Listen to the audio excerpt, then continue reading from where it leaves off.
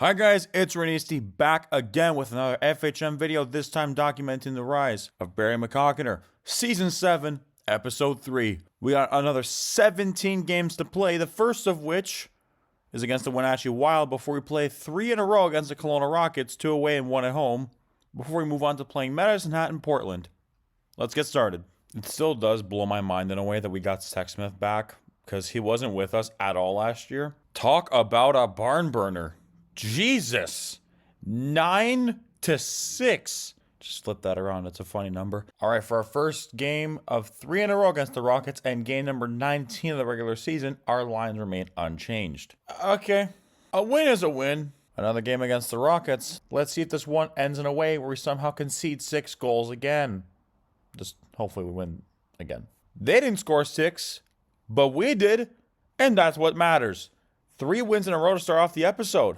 Well, for this game, Tracy Pavlik is going to the bench because he has a bruised shoulder and will be out day to day. His replacement is Joey Babst, and Philip Fight goes on the second line for tonight's game. Another win. I'm happy with this. Pavlik is still hurt, so we're going to keep the lines the same as they were against the Rockets the third time around. And our winning streak comes to an end.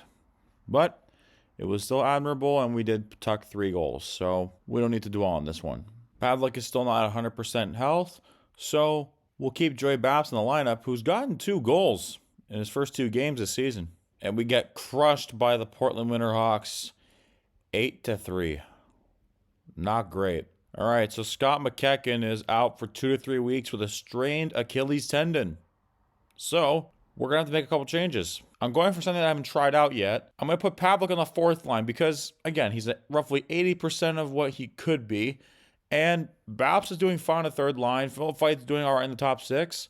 And I'm moving Casola over to the 4th line right wing where McCockiner would normally be. And we lose our 3rd game in a row. Although we did try to make a comeback, we ultimately came up short. All right, moving the lines once again. Pavlik is going to be back on the 2nd line, so he's more or less at 100%. Casola, we move him back to center. Joey Babs moving to the right. Philip Fight will be on the 3rd line. Defense remains the same. And we finally snap our losing skid against the Seattle Thunderbirds. Pavlik with 2 goals and an assist. Good game overall from the guys. Making one small change here. Charu and Stotts are on the different lines now, 3rd and 4th.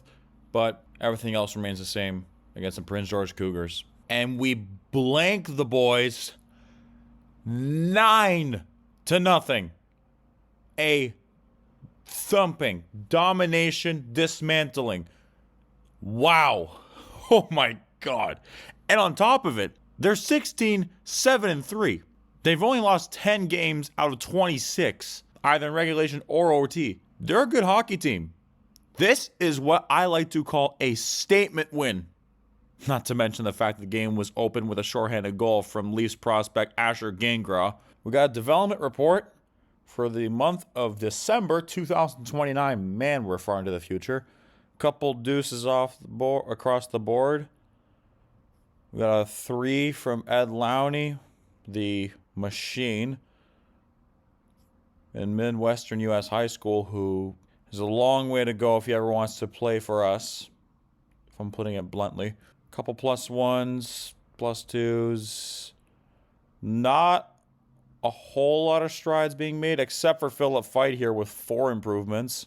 10 points in 26 games. I'm hoping he does a bit better across the second half of the season, but you know, he's only 17, so I'm not going to knock him. Mark Hope, as a 17-year-old starter, he's doing pretty damn good. 5-star potential. I think that there's a good chance we see that if, knock on wood, we're still there by, let's say he's 20.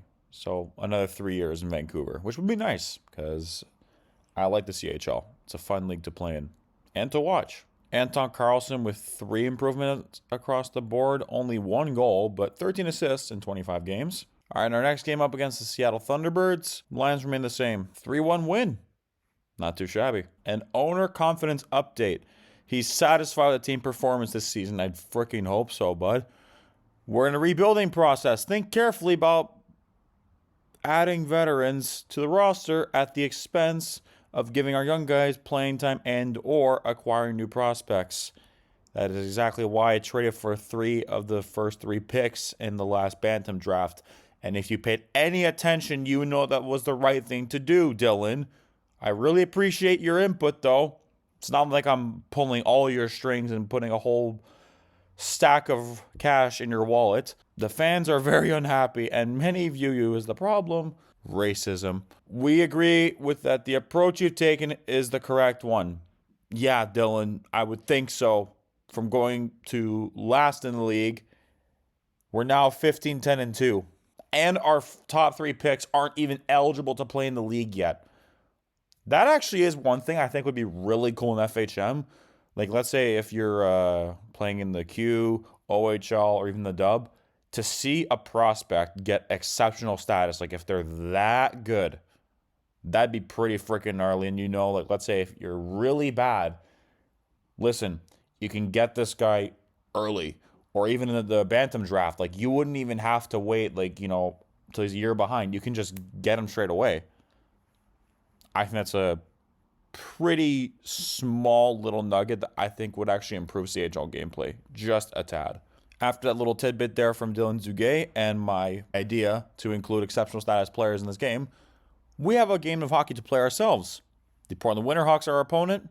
Let's see if we can make it 3 wins in a row. We cannot. We get pumped 8-4. All right, we got a home and home against the Wenatchee Wild. These lines remain the same.